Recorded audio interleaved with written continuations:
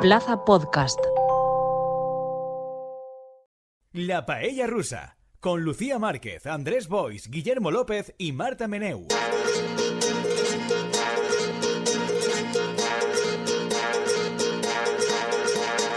Yo creo que ahora pasamos a la recomendación cultural, que en la línea de Guillermo es un tema de rabiosa actualidad. Totalmente.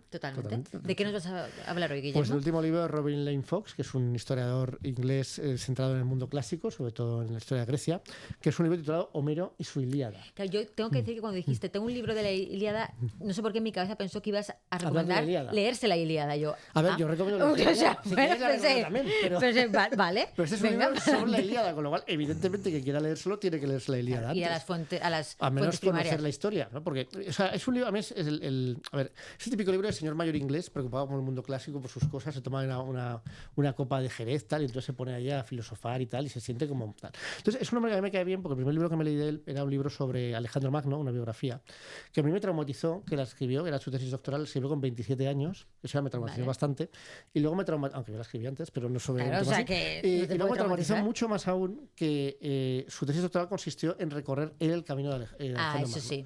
Y sobre eso, pues verás vivir. Mola. Hombre, claro que mola. Claro. Tú eso no lo hiciste.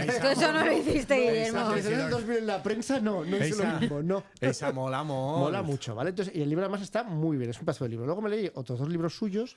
Uno más que me lo gastaste tú, Andrés, El Mundo Clásico, que es el que tiene más fama. Ay, qué bonito, porque sois súper amigos desde hace un montón de tiempo. A pesar de este enfrentamiento antes de los Goya, del 47. Después del Plíñigo sois mi amistad favorita. Ya, pero la otra no es real. Espero que no acabe estar muy Plíñigo. No, era real. Bueno, sí, era real. Pero sigo creyendo en la amistad a lo largo del tiempo por vosotros. Bueno, creías en Ioni y mira, y al final. Así que igual el Plíñigo. Y luego tiene otro libro que es Héroes Viajeros, que ese no me gustó tanto, no sé, igual lo leí en una mala época, pero no me enganchó tanto. Y este me enganchó desde minuto uno. ¿Por qué? Porque os he dicho ya pues que el libro este de Alejandro Magno me traumatizó por lo de me recorro todo el tal. No como tú, Guillermo. No como tú, que estás en tu casa ahí, la comunidad de tu hogar, haciendo la tesis. Pero es que este empieza a contar es que hace un spin-off maravilloso. Empieza a contar pues, su fascinación por la Ilíada, como la Ilíada es un libro que está presente en muchos momentos clave de la cultura, como hay muchas historias en las que la persona que va a un viaje iniciático pues se lleva la Ilíada como único libro o salva la Ilíada, pues, cosas así, ¿no?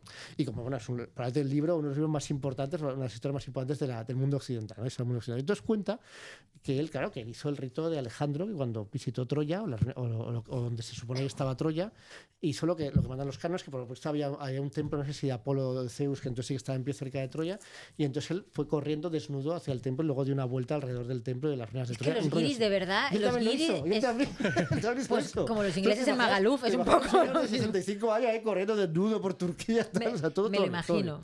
Y entonces pues te engancha. Con Aquiles y Hefestión, ¿no? Seguro que exacto. Seguro que no lleva protección solar. Patroclo. Hefestión es de Alejandro, ahí. Perdón, claro, sí. El amigo es precisamente homoerótico, en este caso es Patroclo, que es... Entonces, bueno, la Ilíada yo creo que todos nosotros estamos familiarizados, ¿no? La primera pregunta que él tiene que responder es preguntas sobre la Ilíada, ¿no? Y primero abarca las grandes dudas sobre la Ilíada. Primero, Homero era una persona, eran muchas, él dice que era sin duda una persona.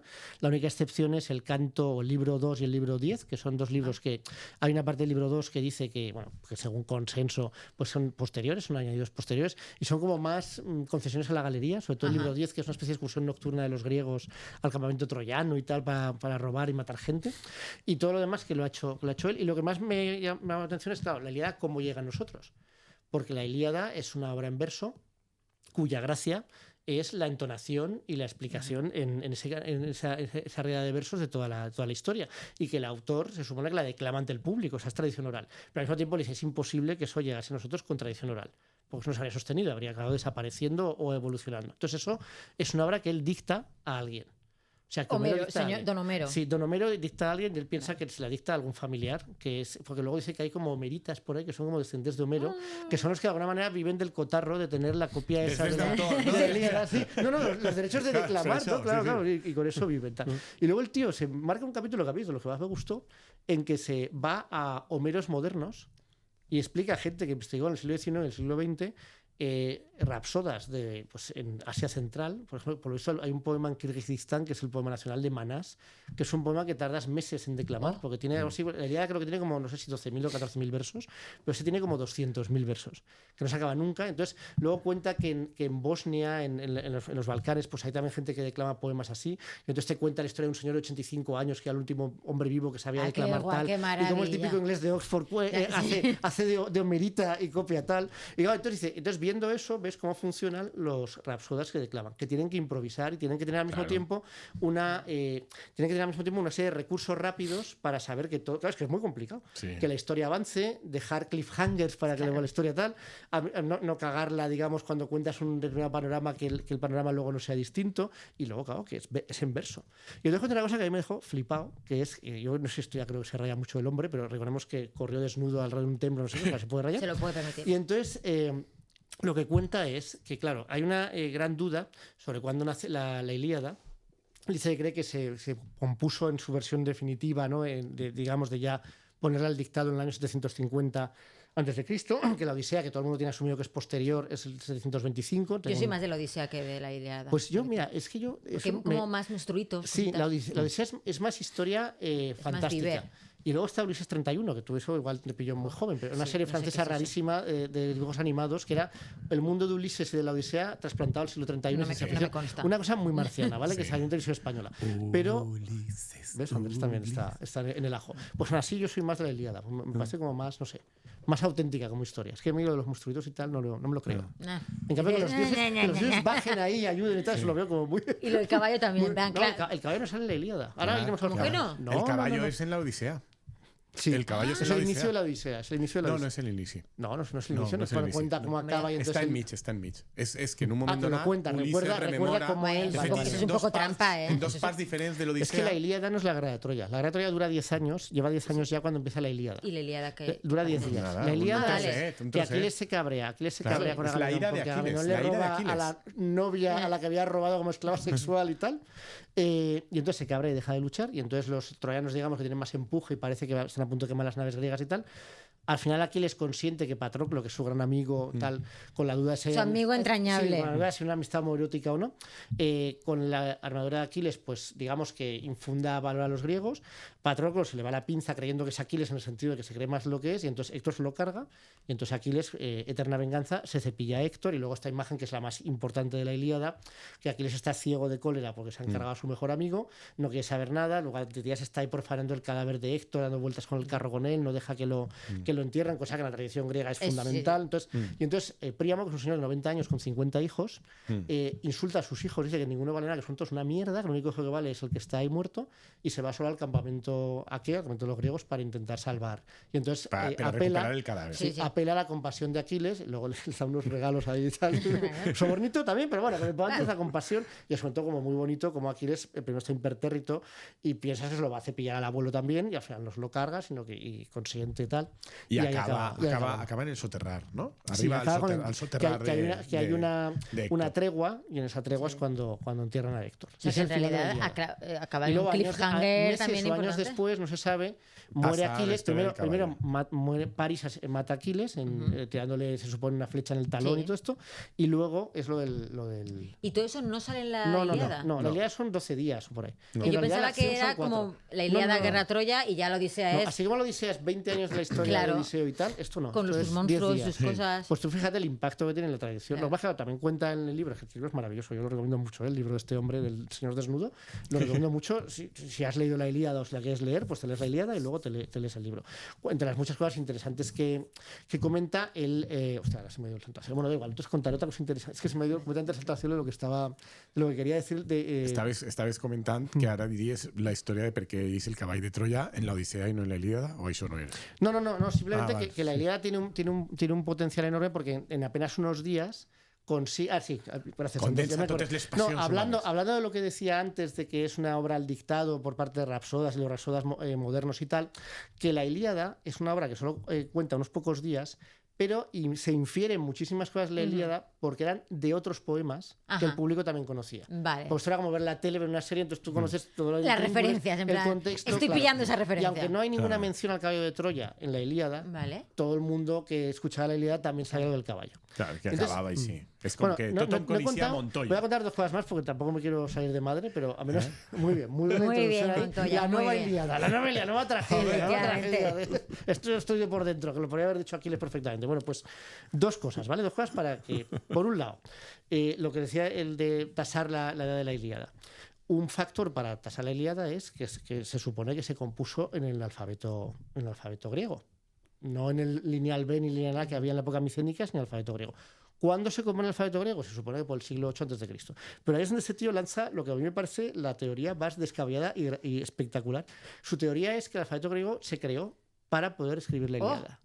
Porque dice que el hexámetro, o sea, como está, o el hectómetro, no me acuerdo cuál es el tipo de verso, es un verso muy difícil en griego, que por ejemplo siempre que hablan de Héctor es domador de caballos, porque en Troya eran todos domadores de caballos, pero dice domador de caballos porque es la manera de que todo cuadre en el verso.